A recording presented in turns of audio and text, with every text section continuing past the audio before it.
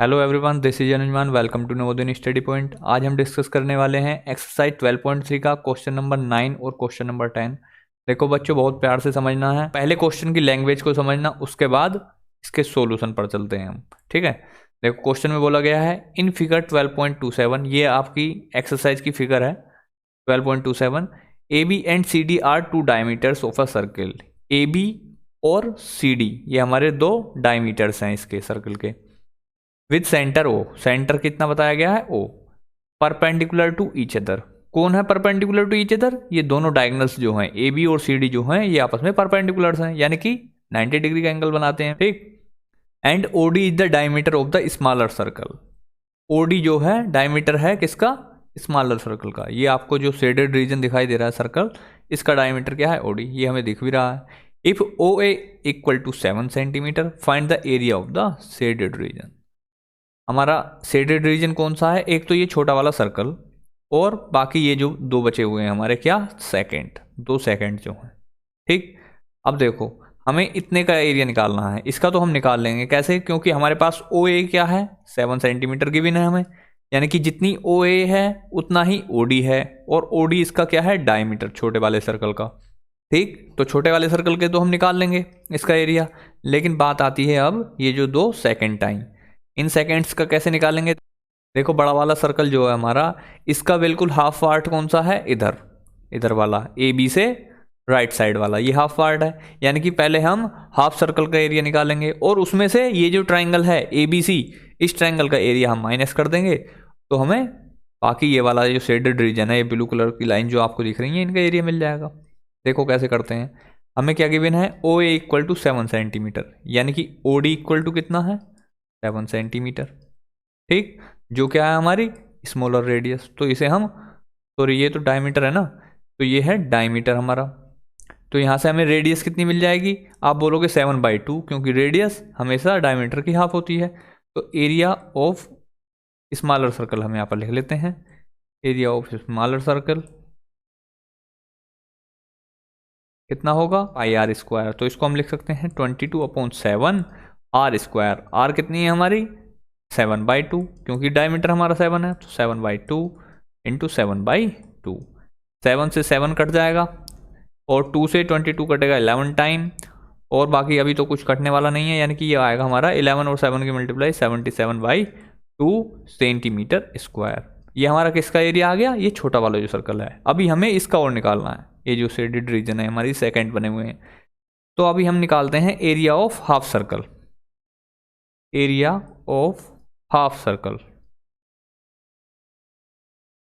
इसका निकालना है, हम बड़े वाले का निकालना है। ठीक है। बड़ा वाला जो सर्कल है हमारा, उसका हाफ सर्कल का निकालेंगे, तो कितना हो जाएगा?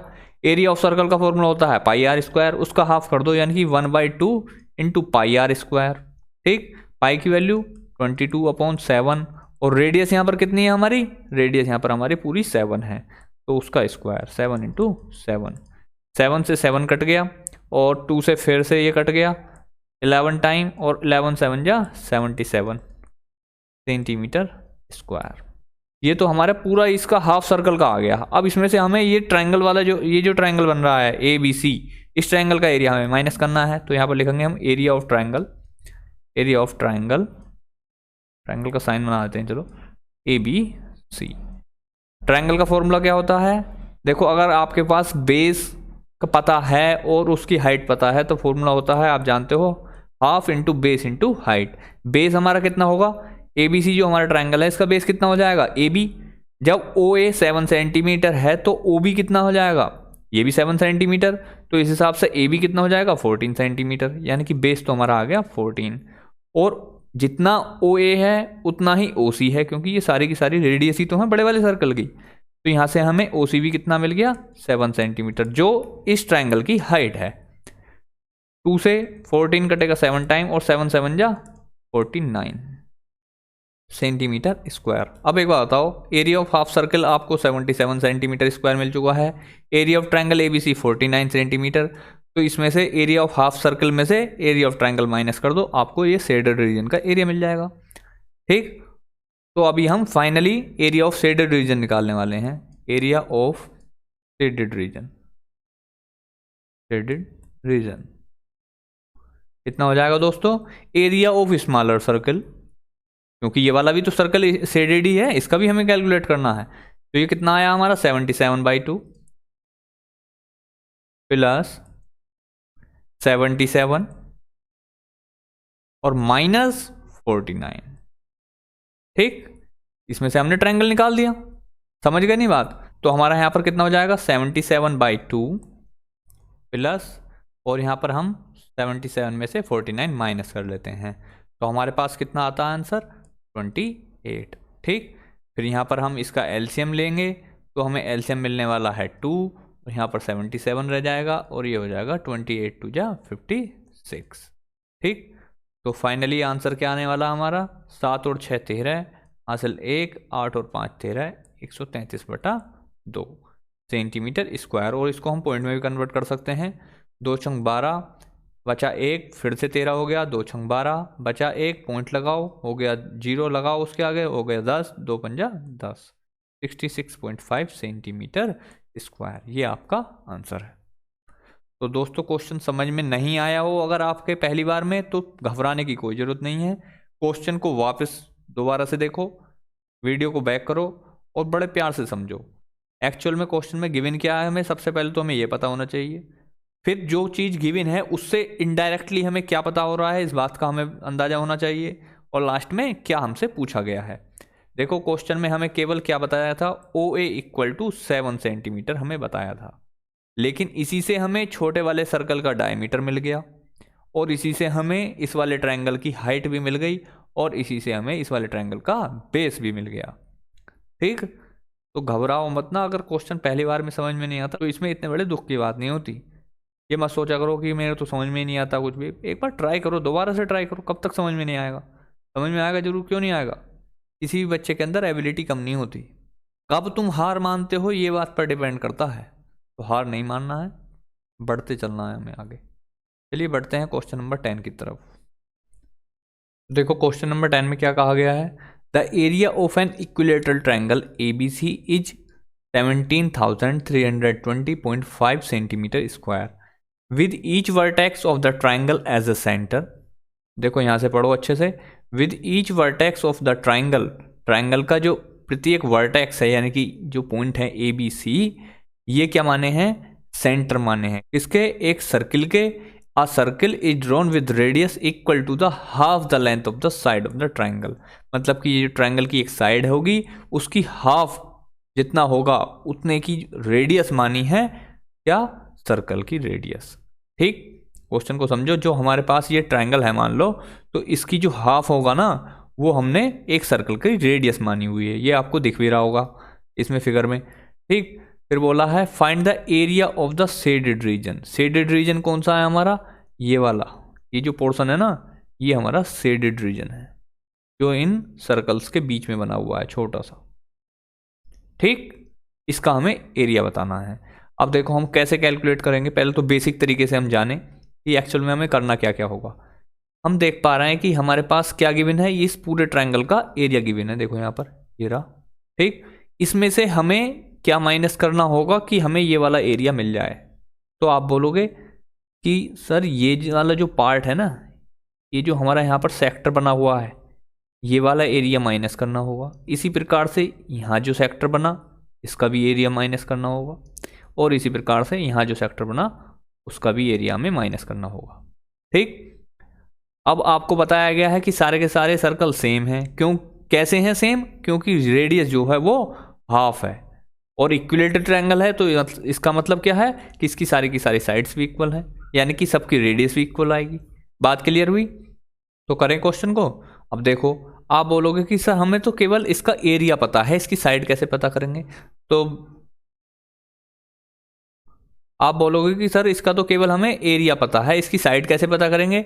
तो देखो इक्विलेटरल ट्रायंगल का जो फॉर्मूला होता है वो होता है √3/4a²। और कितना गिवन है हमें इसका एरिया, 17,320.5।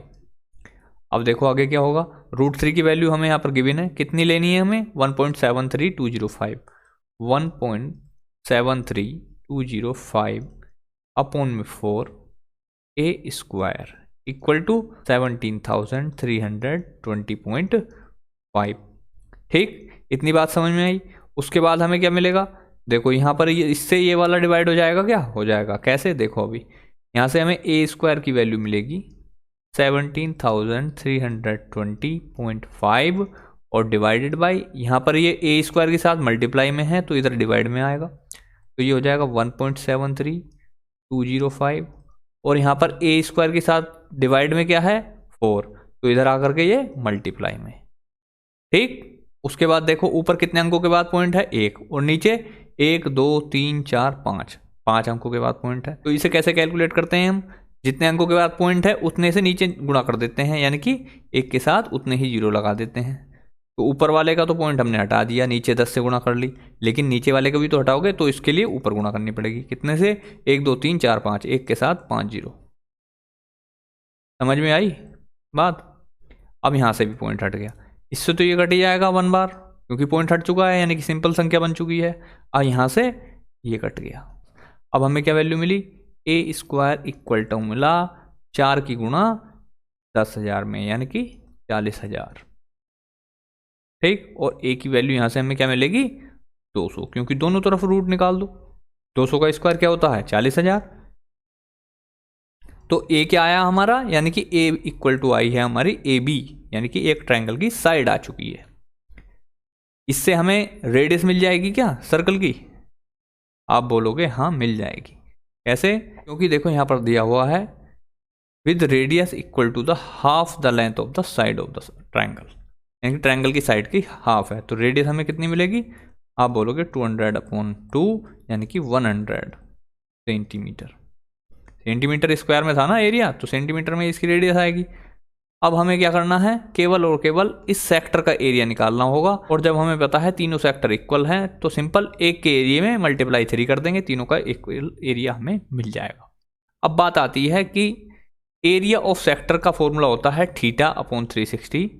चलो इसको यहाँ पर लिख देते हैं, area of sector equal to क्या होता है θ/360 पाई आर स्क्वायर। आर तो हमें पता है, पाई की वैल्यू भी हमें पता है 3.14, लेकिन अभी हमें थीटा की वैल्यू नहीं पता। तो मेरे बच्चों यहाँ देखो इक्विलेटरल ट्रायंगल लिखा हुआ था, तो इक्विलेटरल ट्रायंगल का मतलब क्या होता है कि उसके सारे के सारे एंगल 60 डिग्री होते हैं, यानी कि ये वाला जो एंगल है ये कितना मिल गया हमें 60 डिग्री। ठीक, थीटा की वैल्यू 60 होगी, अब तो खुश हो। तो 60/360, पाई की वैल्यू 3.14 और रेडियस आई है हमारी 100 का स्क्वायर, यानी कि दोबारा 100 से मल्टीप्लाई कर लो, सिंपल। 0 से 0 कट गया, 6 से 36 6 टाइम, और यहाँ पर 3.14 की जब 100 से मल्टीप्लाई करेंगे तो 314 रह जाएगा, सिंपल पॉइंट हट जाएगा। और ऊपर 100 चल ही रहा है, यानी कि इसको कट कर लेते हैं एक बार और, 2 3 6 और ये यहाँ पर 50 टाइम, और क्या ये कट पाएगा इससे, चलो यहाँ पर पहले ले लेते हैं इसको, और हो जाएगा 314। 314 क्यों हुआ, क्योंकि हमने 3.14 की गुणा 100 से कर दी, तो 314 बना। मल्टीप्लाई 50/3, 4 1 5 3 8, 3 से तो नहीं घटेगा क्योंकि इसके डिजिट्स का सम जो है हमारा क्या है 3 से डिवाइडेड नहीं है। तो यहाँ पर हमें वैल्यू कितनी मिलने वाली है, सिंपल इसकी मल्टीप्लाई करनी होगी हमें, वैल्यू मिलेगी हमें, 0 लगाओ पहले, फिर 5 की मल्टीप्लाई इसके अंदर कर दो, 5 4 × 20 कैरी 2, 5 1 × 5 और 2 7, 5 3 × 15, 15,700/3 सेंटीमीटर स्क्वायर। किसका एरिया मिला है ये हमें, ये मिल गया तीनों के तीनों सेक्टर का, नहीं मिला अभी, केवल एक सेक्टर का मिला है। अब निकाल दो एरिया ऑफ 3 सेक्टर। चलो अब डायरेक्ट हम फाइंड करेंगे area of shaded region. Area of shaded region कितना हो जाएगा जल्दी से बताओ। आप बोलोगे कि एरिया ऑफ ट्रायंगल हमारे पास था 17,320.5, माइनस क्या करना है 3 की मल्टीप्लाई इसके साथ करनी है, क्योंकि ये एरिया ऑफ 1 सेक्टर है।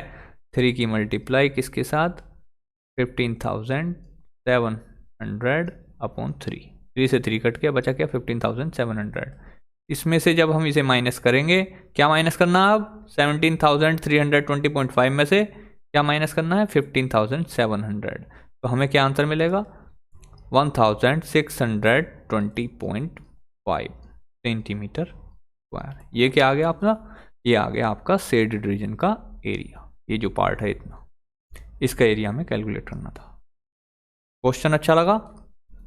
देखो इसने हमें क्या बताया था, केवल हमें बताया था इक्विलेटरल ट्रायंगल का एरिया, और उससे हमने इसकी साइड्स निकाल ली, और जब साइड निकाल ली थी तो हमें इसकी जो सर्किल है ना उनकी रेडियस हमें मिल गई थी बच्चों।